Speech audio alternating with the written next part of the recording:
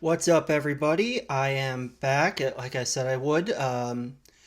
This is episode 2 of this season's breakdown. It's the National League predictions for the 2020 season. I am your host, Spencer Fannin, as always. So, welcome to the show. And last time we did the AL. Obviously, this time we're doing the NL. Season starts in just a couple days, so it's gonna be take these with a big grain of salt because even in 162 games, I don't get a lot of stuff right. So 60 games is going to be a lot even more difficult. But we'll start off same way we did with the AL. We'll do the divisions, their rankings. Then we'll go through the playoffs, and then this one I am going to pick a World Series champion. So there you go. So we're going to start east to west again. So the NL East, which definitely is probably the hardest division the in the NL, in my opinion. But I'll start at the bottom. The Marlins are going to be the bottom feeder of this division. It's pretty obvious they're still in the middle of a rebuild. I do like some of their young pitching and all that, but I still think that they just got such a difficult schedule playing in that own division and playing the AL East with the Yankees, the Red Sox, the Blue Jays, and the Rays. It's just those are your four teams there, so it's going to be difficult for the Marlins. Next, I got the Mets. I got the Mets second, fourth in that division. It's all good. The top four teams are all going to be pretty close, so it's not like it's a big gap and stuff. But the Mets, I think they're pitching. Obviously, Syndergaard's out. They've got some decent depth in the starting pitching, and you'd think with Familia and Diaz at the back end, you'll be good. That offense looks really good. Is going to be good as long as everybody stays healthy, which is pretty much for any team really. But I just don't. It's just something about the Mets. I don't know if that pitching because Degrom he's hurt, not hurt, but he's been achy this summer camp. So we'll see how he goes. You'd think he'd be good, but ready to go at least. But there's that. Third, I have the Phillies. I think that offense is going to come together. I mean, Bryce Harper, McCutchen, Real Muto, Hoskins. That's going to be a dangerous lineup.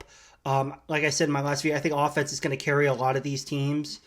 But my biggest question is with the Phillies, I don't know about their bullpen. Like, it's last year that was really what cost them down the stretch last year. So I don't know if I think it's going to be the same again. I think the offense will be good, but I think that bullpen is going to cause them too many games. Their starting staff is solid, but I just think that bullpen is going to be their bugaboo. In second place in the NL East, excuse me, and the first wild card team is the Nationals. I think the defending World Series champs, they'll get back to the playoffs, even though they lost Rendon. I still think that lineup is really good with Trey Turner, Juan Soto, all those guys. They've got three great starting pitchers with Corbin, Scherzer, and Strasburg. So they're going to be set with the starting pitching. Their bullpen a little, again, it's going to be decent. They played really well last year down the stretch. But I think that in this one, their starting staff will carry them. They'll have those three starters, plus Anibal Sanchez is going to be enough to carry them into at least to the playoffs.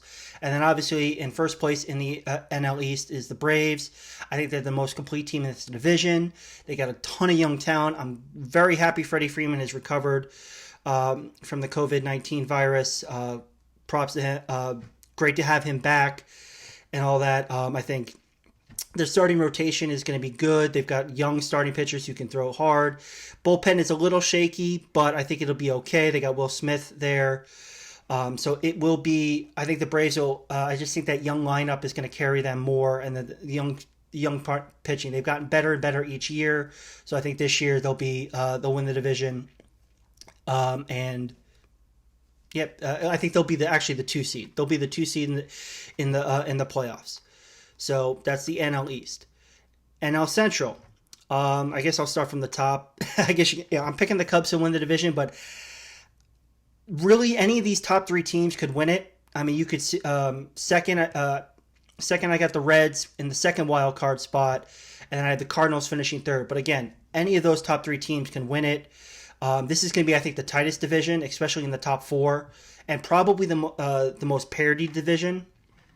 I don't know if I think some sports productions saying that the team winning this division will only be like will win 32 out of 60 games, so 32 and 28, and I could see that. I think it's going to be very, very tight, and such.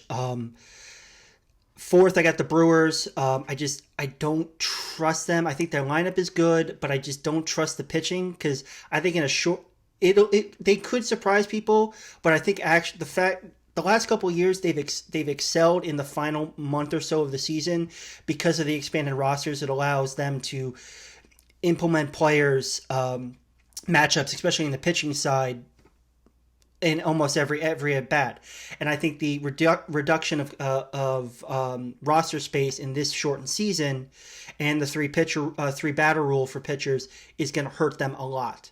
So, and then obviously the Marlins. I'm sorry, not the Marlins. Marlins are bottom feeders, but the Pirates are too. Pirates are the fifth place in this division.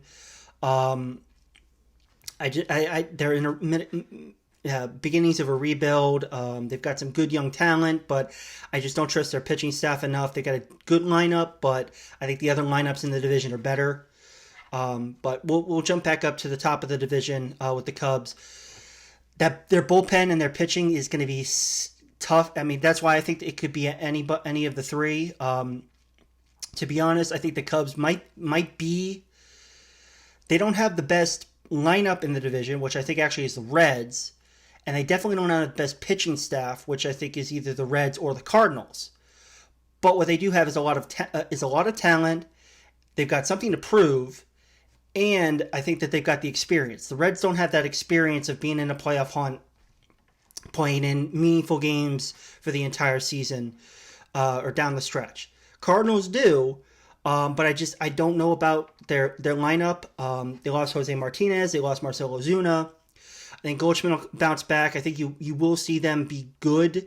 I think their pitching staff is solid, though the bullpen is a little shakier with Jordan Hicks opting out, but no issues on anybody opting out this season. And if anybody else does, you're an idiot. It's their decision.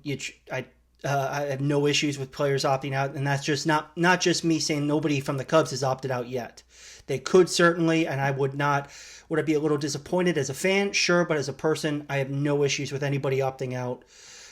They gotta do their own thing, take care of their families in this crazy time. So there's the NL Central. I do have with the Cubs being the 3 seed and the Reds being the second wild card team.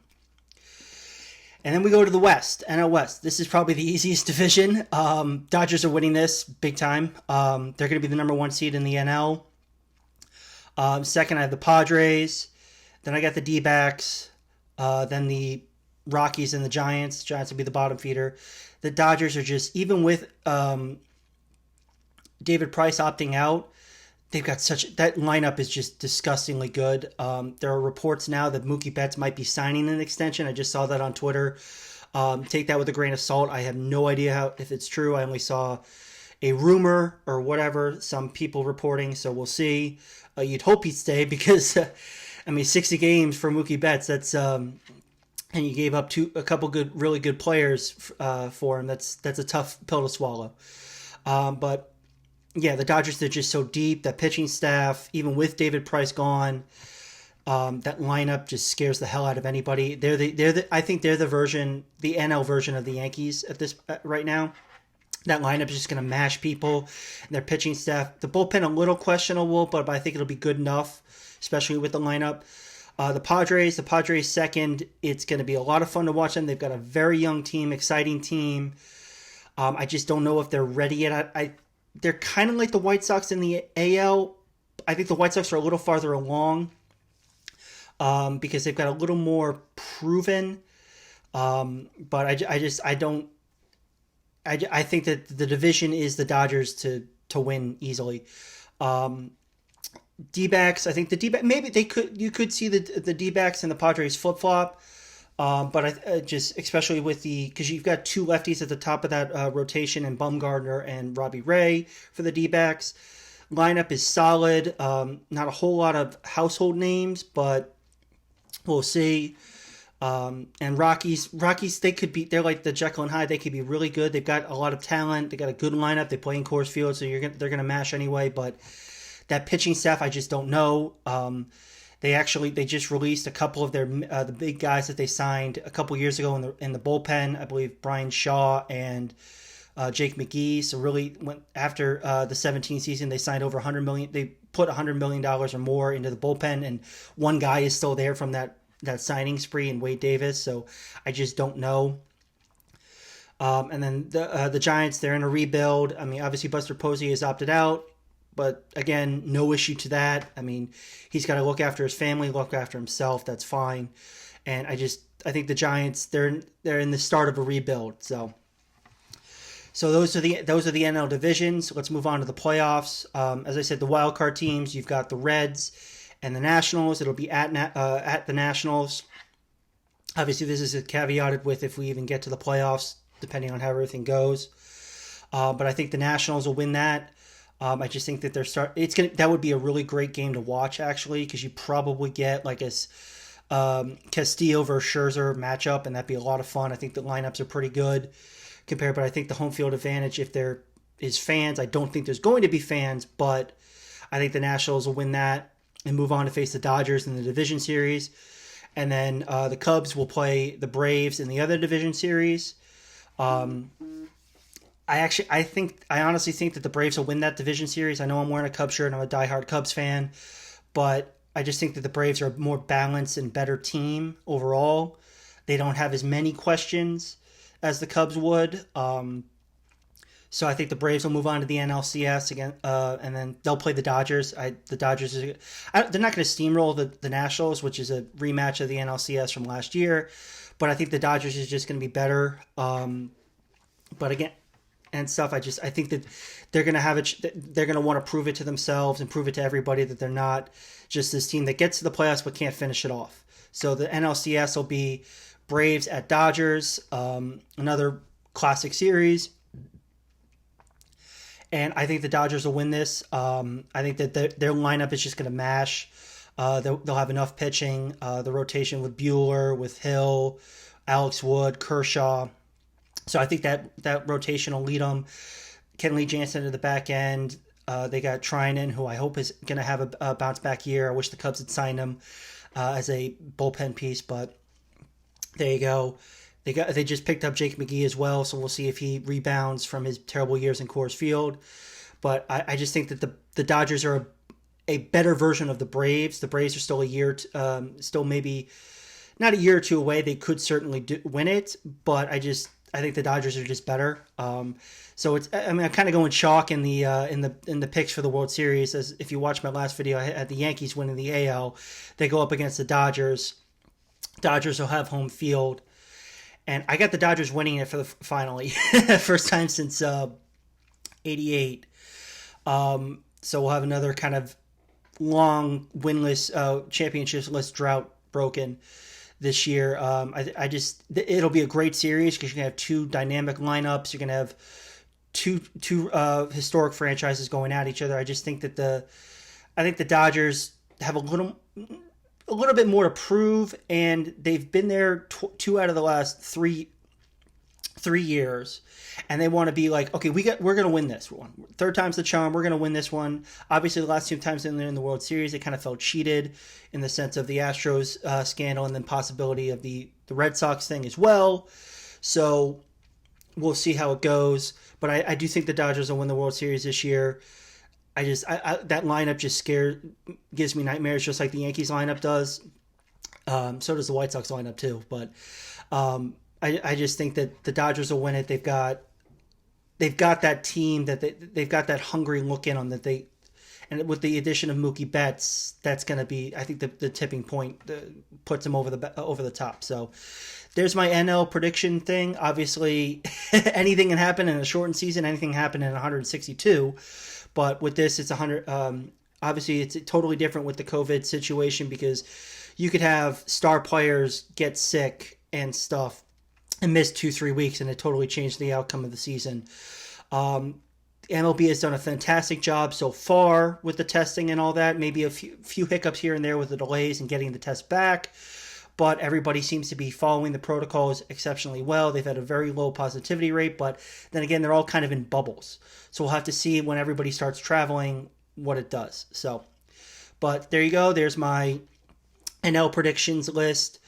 I'll probably do a couple more videos on baseball throughout the season as we see how my predictions go. Especially at the end of the season, we'll see how many, if any, I got right. So, but can't wait for baseball to be back in just a couple days, and hopefully everybody's staying safe. All you guys who are watching, stay safe, stay protected. Wear a mask when you go out in public, on errands. It's not that difficult, and all that. You wear a shirt and shoes when you go into a store. So why can't you wear a mask for 20 minutes? There you go.